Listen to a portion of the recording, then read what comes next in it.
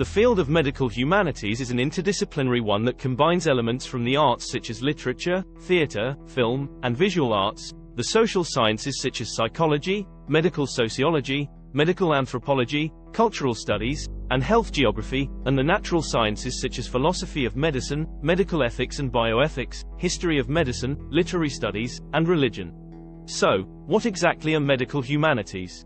And what's their purpose? Today we will be talking science, biology, and a sprinkle of history, so stick around. The study of people's subjective experiences with health and illness is one of the foci of the academic discipline known as medical humanities, which takes an interdisciplinary approach to the topic. These encounters are typically concealed from view. Because of the multidisciplinary nature of this strength, epistemological innovation, as well as the variety of approaches taken within the field have reaped the benefits of its presence. One of the most widespread misconceptions is that health humanities and medical humanities are the same thing. On the other hand, health humanities are commonly understood to link studies of health and social care with those of the arts and humanities. The field of medical humanities can be defined as an interdisciplinary and increasingly global endeavor that draws on the creative and intellectual strengths of diverse disciplines such as literature, art, creative writing, drama, film, music, philosophy, ethical decision-making, anthropology, and history to achieve its goals. When it comes to the field of medical education, the field of medical humanities can be understood as an endeavor that draws on the creative and intellectual strengths of diverse fields. To put it another way, the study of medical humanities is an undertaking that, in order to attain its objectives, makes use of the creative and intellectual strengths offered by a variety of fields. The social sciences and humanities come into their own in circumstances in which it is necessary to gather a varied array of perspectives in order to either supply answers or inspire new inquiries. The scientific viewpoint can be expanded by the experience of the arts. When applied to healthcare, the critical medical humanities perspective contends that the arts and humanities can contribute to it in ways that go beyond simply increasing medical education.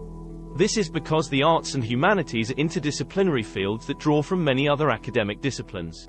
It is of the opinion that the arts and the humanities offer a variety of perspectives not only on human history but also on the present and the future, which may be utilized to evaluate and alter the goals and policies that pertain to healthcare. Books, photographs, and diagrams that connect to the medical sector are going to be highly beneficial resources for students who are interested in learning about the human body and the illnesses that influence it. The goal of art and culture is to broaden one's perspective. Similarly, the study of the humanities in the field of medicine may be able to assist physicians in accomplishing this same objective. When it comes to decision-making, both the individuals receiving healthcare and the healthcare providers who deliver that care face problems. A person's cultural, religious, social, and traditional upbringing are likely to have a significant impact on their understanding of medical ethics. These factors also play a role in the individual's likelihood of having quite distinct views of medical ethics.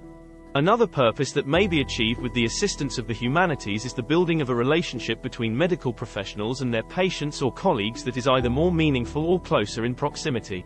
This can be accomplished by utilizing the humanities.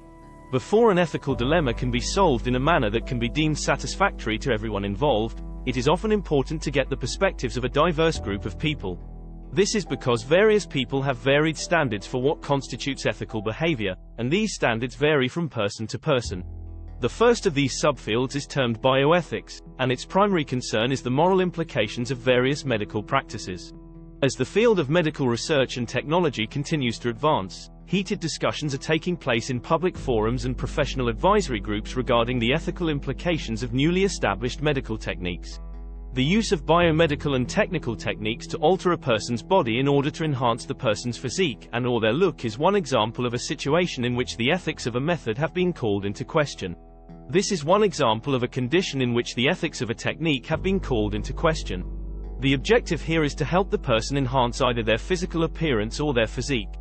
Clinical ethics is the second component of the ethics of the medical humanities, and its primary concern is the interactions that take place between medical personnel and the individuals they treat, including the relatives of the patients. It is essential for care providers to emanate an air of professionalism, respect, and expertise when working with vulnerable persons. This is beneficial to the providers of that air. The ethics of the medical humanities takes into consideration a variety of topics, including societal discrimination against people who have disabilities and the manner in which a person's impairments influence the opportunities that are open to them in life. It is unethical to pass judgment on disabled individuals or to believe that they are unable to attain their goals because disabled persons are able to find ways to achieve their goals with the assistance of contemporary technology and even through their own initiative. There is a wide range of colleges and institutions that provide instruction in a variety of subject areas, including medical ethics and the humanities. After attending these seminars, students will walk away with the knowledge and skills necessary to treat patients with the respect and compassion that is due to them, regardless of the circumstances in which they may find themselves. Literature and medicine are currently considered to be more of a dialogue rather than a merger between the literary and medical disciplines of study. Literature and medicine is an interdisciplinary subject that was formerly called as medicine in literature within the medical humanities. Research on subjects that exist at the interface of literature and medicine is thriving both at the undergraduate and graduate levels of the medical education system. English professor Joanne Troutman, Banks, was hired as the first person in the world to bring literature into a medical school curriculum in 1972 at the Pennsylvania State University College of Medicine in Hershey. She was the first person to introduce literature into a medical school curriculum. The Pennsylvania State University was where these tests were conducted. Reading and writing about the experiences of patients helped future medical professionals develop empathy and understanding of their patients. Discussing and reflecting on literature brings the biases and assumptions of the medical practitioner into focus, raising awareness, and reading literature necessitates critical thinking and empathetic awareness about moral issues in medicine. Thank you for watching. We hope enjoyed today's topic. Be sure to subscribe if you want to understand more about biology, health, and science theories. See you soon on a brand new video.